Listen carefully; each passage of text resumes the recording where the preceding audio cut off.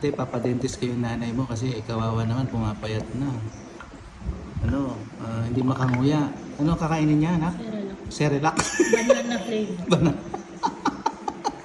Pumapayat na siya, oh, kasi yung gums niya masakit. Han, Cerelac daw, sabi ni ate, gusto mo? Bilang kita. Ay, juice! Ay, juice! Anong payo mo sa nanay mo?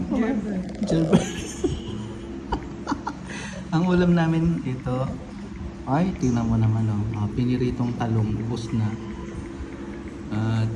Itong piniritong talong na to, piniritong sinabawan. Pinirito pero nagkasabaw. Ewan ko bakit, paano nangyari. And then, bangos na galing sa Pampanga. Sa isang empleyado na ibinenta sa amin. Anyway, masarap yung bangus na yan, ha. Wala siyang bitter taste. Parang sa dila, hindi siya masakit. Wala siyang masyadong na lasang bawang. So, ang taste lang niya is parang neutral, masarap talaga. Ayan, tapos sausawan namin is suka na gawa namin, matamis, and then sili. Ayan, ang dami kong nakainubos na. So, iinom na lang po ko.